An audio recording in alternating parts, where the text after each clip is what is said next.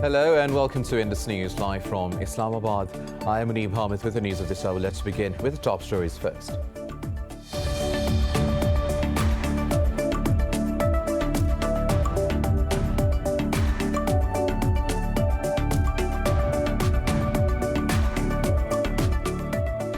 Pakistan is remembering Sgt Lalik John on the 22nd anniversary of his martyrdom during the Kargil War. In a tweet, the military's media wing said Lalik John's fortitude will inspire many generations of defenders. He is one of the 11 recipients of Nishan-e-Haider, Pakistan's highest military award.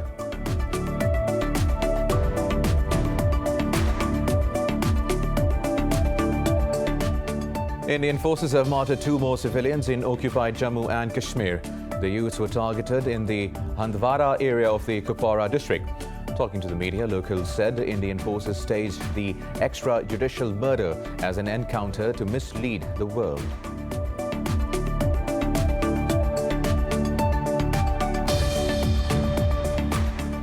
The United Nations nuclear watchdog says Iran has started the process of producing enriched uranium metal, while the US suspects the step may help Iran move closer to developing a nuclear weapon.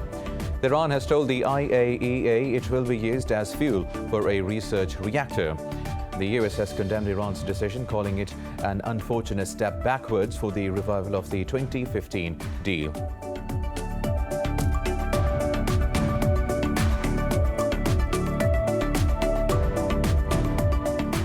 The US-led coalition fighting in Iraq has come under the 3rd drone attack over the last 2 days. In a tweet, spokesperson Colonel Wayne Maroto said a UAV fell in the vicinity of the Erbil Air Base. He said initial reports indicate no casualties or damage at the base.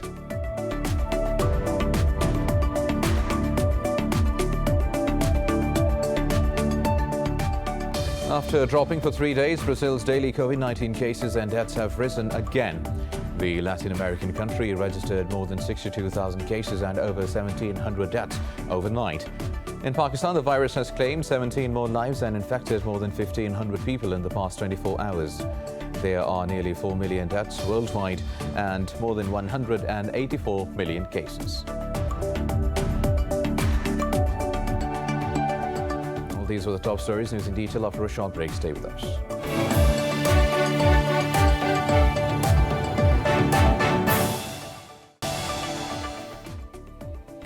Welcome back. Now let's have the news in detail. The United Nations nuclear watchdog says Iran has started the process of producing enriched uranium metal.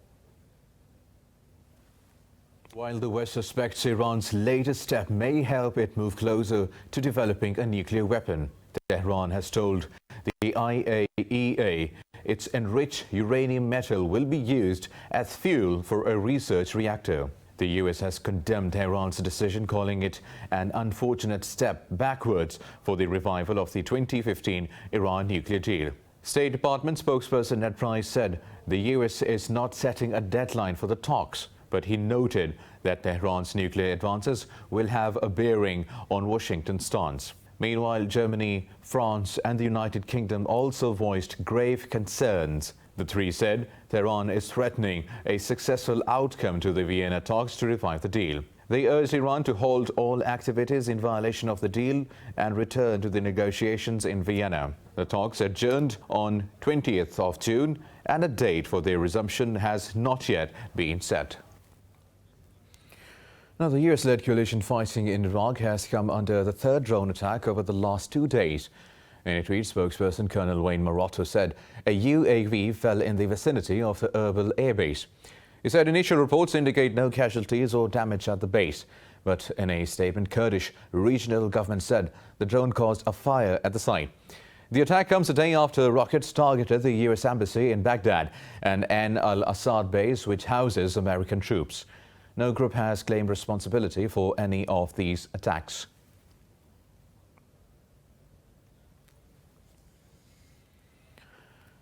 Pakistan is remembering Sgt Lalik John on the 22nd anniversary of his martyrdom during the Kargil War.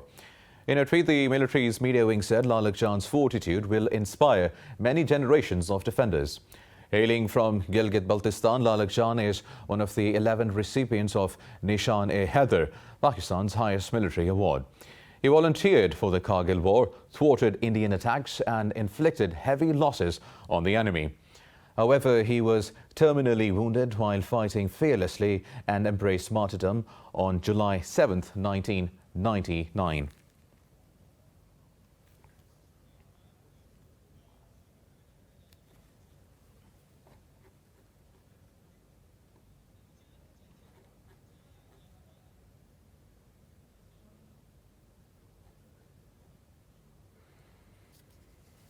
Now, for more on this, we have with us Major General retired Ijaz Awan. Sir, thank you very much for your time now. Sir, can you please tell us what earned Lalik John Shaheed, the highest military honor in Pakistan? Well, thank you very much. Lalik John and his colleague, Colonel Sher Khan, they hail from the same battalion and same regiment, Northern Light Infantry. And in the Kargil operation, they performed their duties they went beyond the call of their duty and made us all proud. It was their heroic action that repulsed repeated attack in waves by the Indian Army and inflicted very heavy casualties on them. And as you said, he was wounded in that action and terminally then he expired or martyred, embraced martyrdom. So he made all his regiment and in particular his battalion, 12th NLI, proud. And I think we all appreciate his sacrifice of this heroic soldier. And he was awarded the highest military award, the Gallantry Award of Pakistan Army, Nishan-e-Haider. And definitely, sir. Also tell us, what impact did Lalik John's valorous deeds have on the conflict? Well, definitely it was a conflict and which became now a questionable thing because of the response of our political government and what transpired between Prime Minister of Pakistan and the President of the United States of America because he could not stand the pressure. This, in fact, was an operation which was executed in complete secrecy because in 1984, India had violated the line of control and they had occupied the area of Sechin. In response to that, the Leh Kargil road that passes from there, stealthily the troops occupied that area and brought that strategic line of communication under control and under fire. But then politically, of course, there was a pressure from America for violation of line of control, and our political leadership at that time, Mr. Nawaz Sharif, could not stand the pressure. Rather than telling the President of the United States of America to put pressure on both the sides, India and Pakistan, to observe the line of control, sanctity of the line of control, and they should withdraw back to pre-1984 position in Kargil, in Sechin area, and we pull back and take up positions which were previously held. But unfortunately, he agreed for an unconditional retreat or vacation of the position, and all the sacrifices and heroic actions made by the men, well, unfortunately, they were not we did not benefit as a nation from all these sacrifices. But nonetheless, these people put up a brave fight and made us all proud and set an example which inspires all other soldiers in performance of duties, whether on line of control or on the international border. Right. So lastly, do you know anything about his personality? Please apprise the audience, other than being a brave and intelligent soldier. Unfortunately, I have not served with him or not served in the Northern Light Infantry. I am from Azad Kashmir Regiment, so I'm sorry I'll not be able to comment on his personal life and the way he used to conduct himself in the unit. But I'm sure he was a brave soldier of the Pakistan Army and he definitely served with honor. Thank you very much for your time, Major General retired Ijaz Awan. Thank you very much for talking to Indus News. Now, moving on, Indian forces have martyred 2 more civilians in occupied Jammu and Kashmir. The youths were targeted in the Handwara area of the Kupwara district. The occupying troops carried out the so-called cordon and search operations. Talking to the media, locals said Indian forces staged the extrajudicial murder as an encounter to mislead the world. They said troops and police arrested the youths and killed them in a fake encounter for their promotions and rewards. Rights groups say the Indian occupying forces have killed at least 384 Kashmiris since August 2019. Now, the US has emphasized its commitment to helping Saudi Arabia defend its territory and people. The Defense Department issued a statement after Saudi Deputy Defense Minister Prince Khalid bin Salman met officials in Washington. In a tweet, Defense Secretary Lloyd Austin said he discussed the urgency of ending Yemen war with Prince Salman. Austin also expressed concerns over what he called Iran's destabilizing role in the region. Meanwhile, Under Secretary of Defense for Policy Colin Kahl condemned the Houthi cross-border attacks. He also thanked Prince Salman for working constructively with the United States to end the war in Yemen.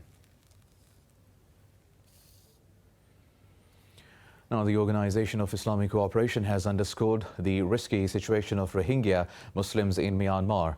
On behalf of the OIC, Pakistan's UN envoy Tahir Hussain Andrabi spoke to the 47th session of the Human Rights Commission.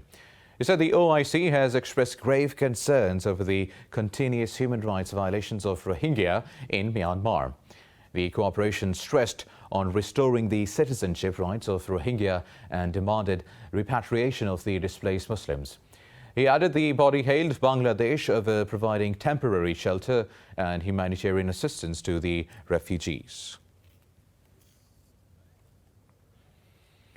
Now, in Pakistan, coronavirus has claimed 17 more lives and infected over 1,500 people in the last 24 hours. The Health Ministry has said the country's positivity rate has crossed 3% after 20 days. The ministry said the death toll has risen to 22,469. It said the caseload has crossed 966,000, while more than 909,000 people have recovered. Prime Minister Imran Khan congratulated his administration on an effective strategy to deal with the outbreak. Meanwhile, Pakistan's UN envoy Munir Akram said the pandemic has exposed inequalities among the and within nations. We could turn this crisis around into an opportunity if the investments that can be generated, will have to be generated for economic recovery, if these investments are directed towards sustainable development, towards a green global economy in the future, so that we could recover from the crisis and at the same time address and achieve the climate and biodiversity objectives. Also, Pakistan has administered over 18.2 million vaccine doses to date. Now, after dropping for 3 days, Brazil's daily COVID-19 cases and deaths have risen again. The Latin American country registered more than 62,000 cases and over 1,700 deaths overnight. There are nearly 4 million deaths worldwide and more than 184 million cases. More about the pandemic in this report. The COVID-19 pandemic is accelerating in many countries despite enduring lockdowns and ongoing vaccination drives. Mexico has reported its biggest jump in new infections since late February. Zimbabwe has returned to a strict lockdown to combat a new surge amid vaccine shortages. New Zealand has given provisional approval for the Johnson & Johnson's Janssen vaccine. In Australia, New South Wales has extended Sydney's lockdown by another week. The New South Wales government, based on the health advice, which is our key indicator, made the difficult decision to announce the extension of the lockdown and the existing restrictions in the regions for 1 week further until Friday midnight, the 16th of July. Now, the reason for this is, as we've been saying, this Delta strain is a game changer. It's extremely transmissible and more contagious than any other form of the virus that we've seen. China has reported the highest daily coronavirus infection since 30th of January. South Korea is also considering to reimpose restrictions as it reported the second highest number of daily cases so far. We have reported more than 1,200 new COVID-19 cases. This is the highest number since the third big wave last winter. The government will uphold the existing social distancing rules for another week and do our best to stop the spread by taking extra disinfection measures. The World Health Organization has added a second life-saving drug to its list of treatments for severely ill COVID-19 patients. Now moving on to Iran, where at least 3 people have been killed and 4 others injured in an explosion at a gas pipeline in the southwestern town of Shush. Local officials said the victims were the technicians at the pumping station. The oil minister has ordered an investigation into the blast. He pledged to help workers and their families in the area.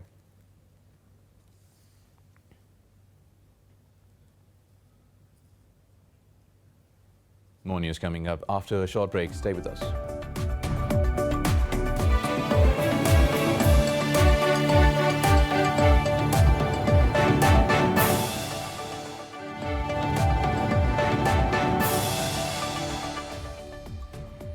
Welcome back. Now, the US says coexistence with China is possible but very challenging. Addressing an event, White House Indo-Pacific Coordinator Kurt Campbell said Beijing has become increasingly assertive. He said President Joe Biden will host a summit later this year with the leaders of Australia, India and Japan to discuss China's influence. He said Washington is in favor of having unofficial ties with Taiwan but does not support its independence. Campbell said the US will have to come up with a strategy that presents China with opportunities but also a response if necessary.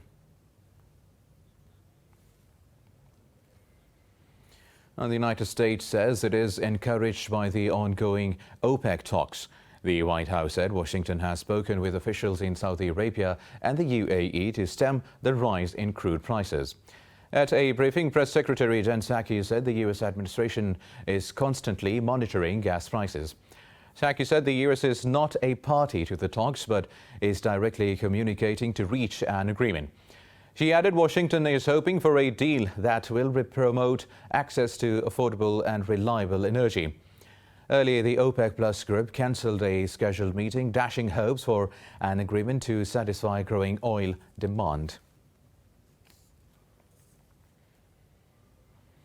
Also, the US has stressed the need for all parties to commit to an immediate and indefinite ceasefire in Ethiopia's Tigray region.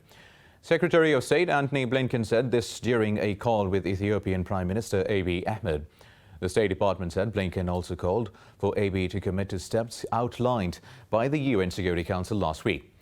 In a statement, it said Blinken also demanded accountability for those involved in human rights abuses. Earlier, the commander of the Tigray rebel forces called for a negotiated ceasefire with the Ethiopian government. Abiy's government has been battling the Tigray People's Liberation Front since early November. Now in India, Dilip Kumar, veteran actor and once the heartthrob of millions across the world, has died at the age of 98 in Mumbai. The veritable legend acted in more than 65 films over nearly 5 decades. Kumar's real name was Muhammad Yusuf Khan and he was born in Pakistan's city of Peshawar. He enjoyed a massive audience in the country of his origin. Kumar is survived by his wife, Saira Banu, a Bollywood actress herself. Pakistan's national broadcaster PTV paid tribute to his career and work as a philanthropist.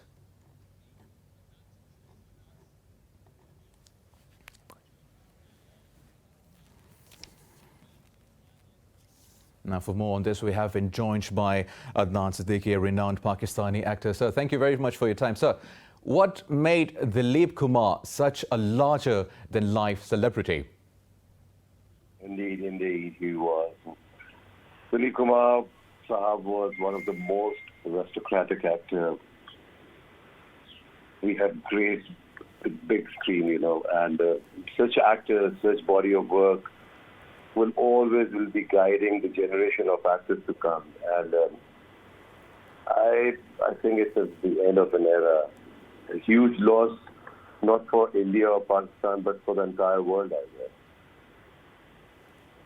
Right. Also tell us, why did he disconnect himself from the entertainment industry, or were there any other reasons?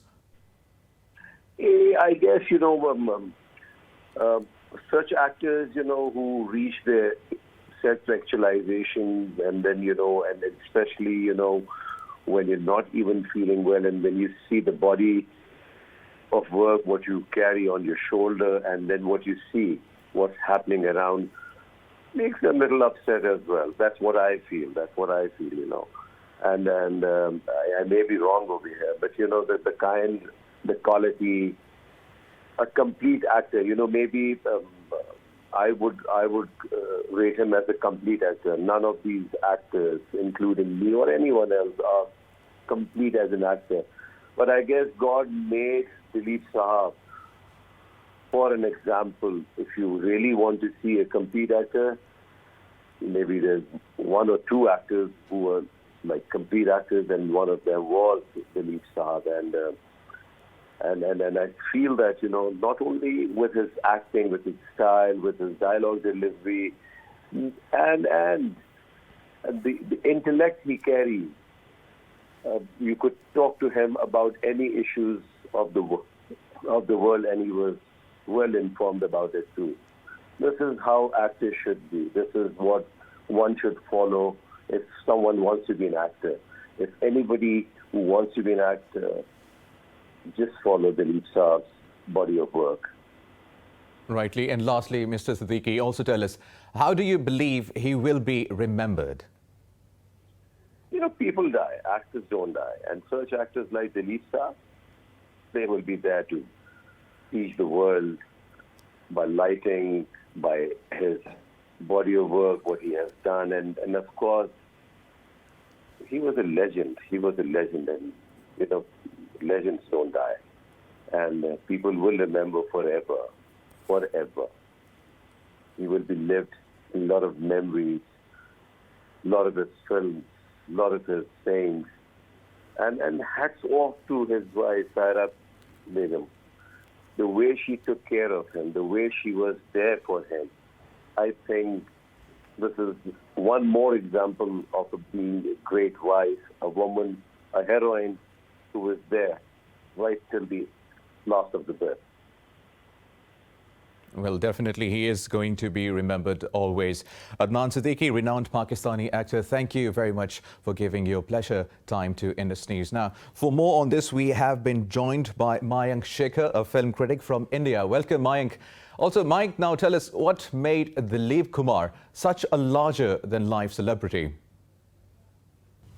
Well, multiple reasons, of course. The first one, given how long he lived, he passed away at 98. He'd actually seen Indian cinema and indeed India as a result through multiple decades, and he was to a huge extent the right person at the right time. He's the first, he's the last man was the last man standing between what used to be the Bombay film studio system and what became the Star system thereafter. He was an actor with the Bombay talkies, and back in the day, the studio system meant that you would be an actor who's employed in a particular company, you'd be hired for the job, you'd have a monthly salary. So he was a studio era actor, in the 1940s, which is when he started with the film called Jwar Bhata, which was in 1944.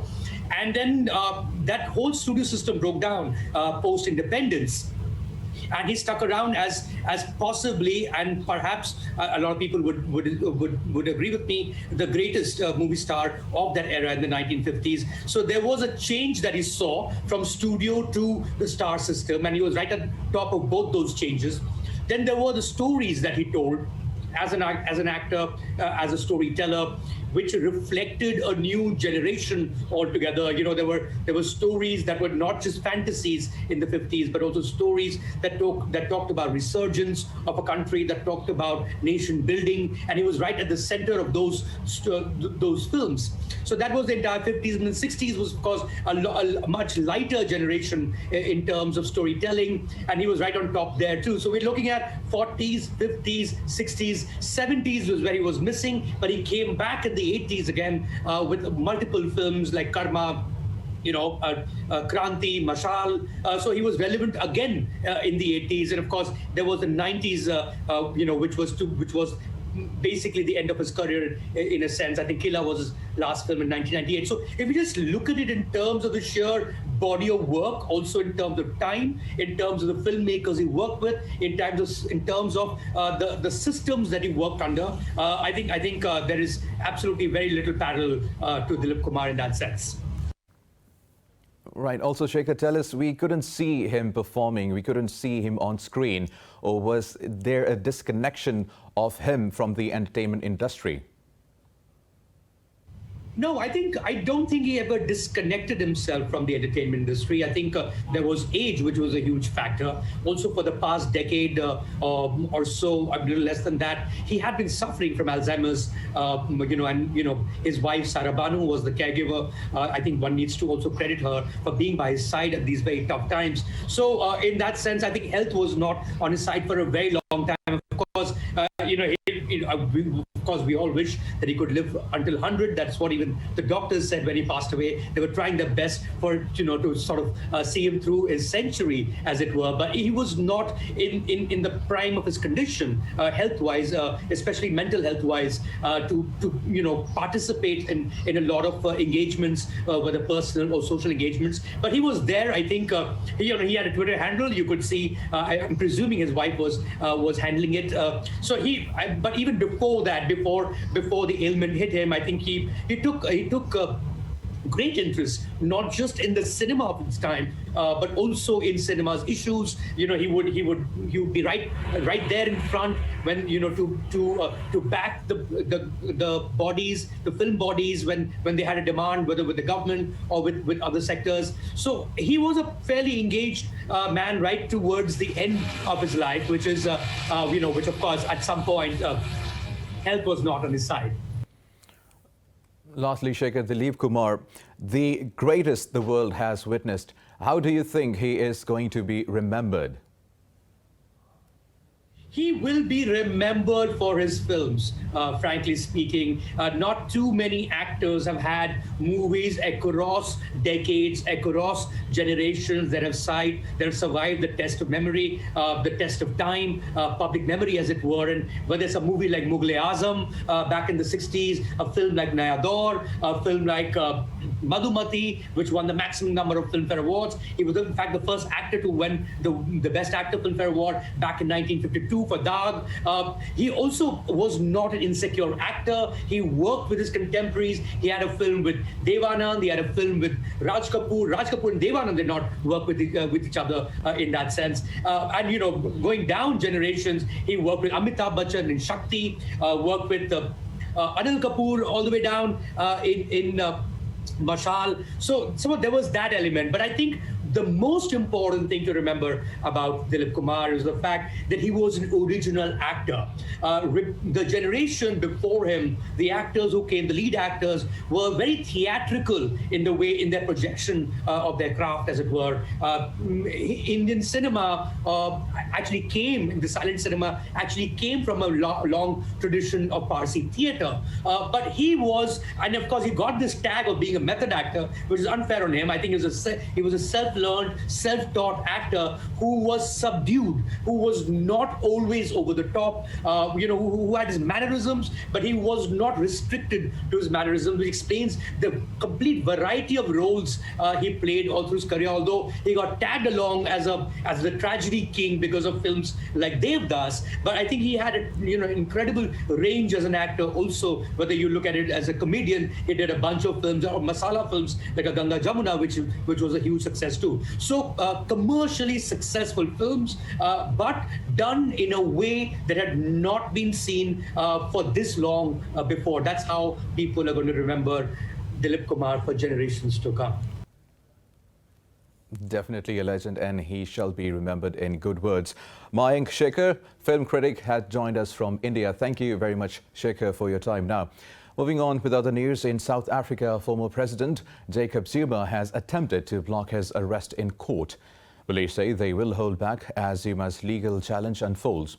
A week ago, the Constitutional Court sentenced Zuma to a 15-month jail term for contempt of court. The court gave Zuma 5 days to hand himself in, failing which police were instructed to arrest him. But Zuma asked the Constitutional Court to cancel its sentence and approached the High Court to issue an order to prevent his arrest. Hundreds of his supporters were gathered nearby at his rural homestead to prevent his arrest.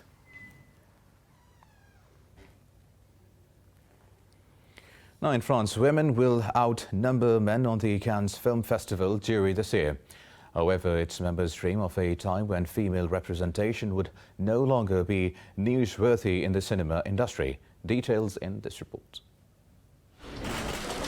The Cannes Film Festival previously came under scrutiny over the low number of women directors nominated for top awards or in the positions of influence. But this time, 5 women will make up the 9-strong jury panel. Jury member, French actress and director Mylène Laurent hoped it would be the last festival with debate surrounding women. Je rêve pour nous tous. I dream for us all that we will be the first and last festival where there is a debate about women.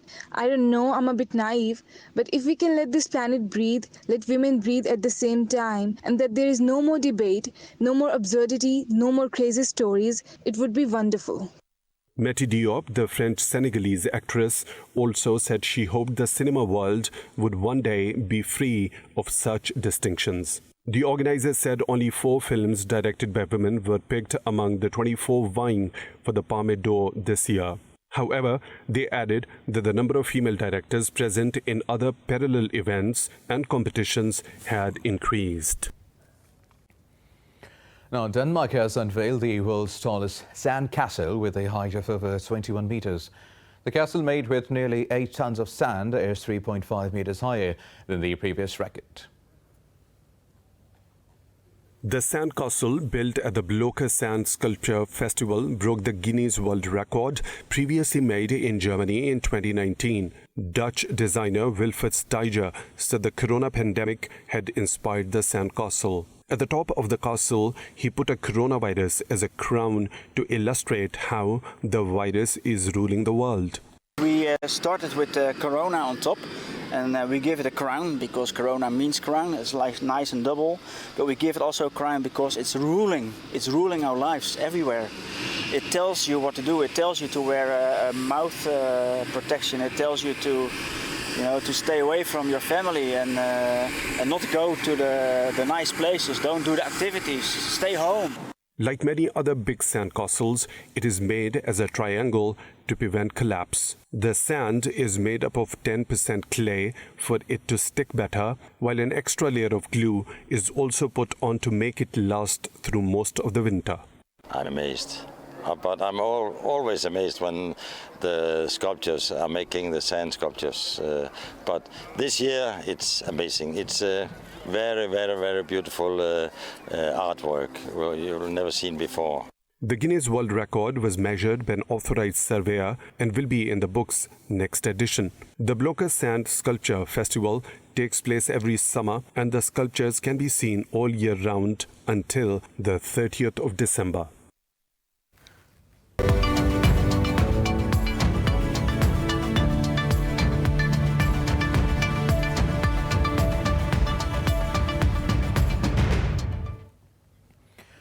Now, the Pentagon has cancelled its $10 billion Joint Enterprise Defense Infrastructure Cloud Computing project.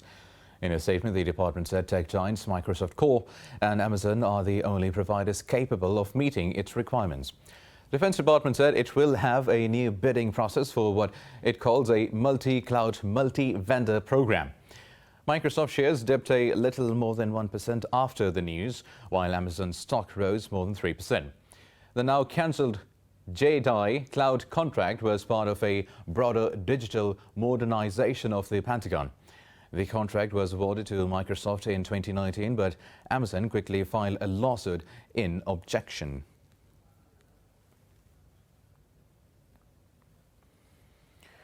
Meanwhile, shares in the Asia-Pacific markets are trading mixed following overnight losses on the Wall Street. Shares in mainland China and Australia gained close to 1%. Hong Kong's Hang Seng and Japan's Nikkei 225 slipped nearly 1%. Seoul's Kospi also shed more than 0.5%.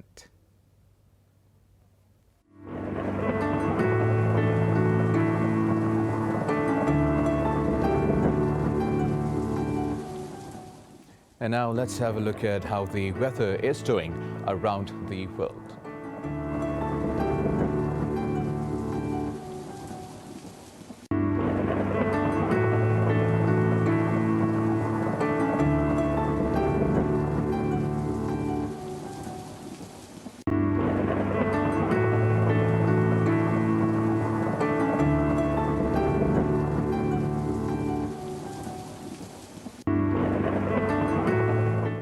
that is all for now. For the latest update, you can follow us on social media at indus.news.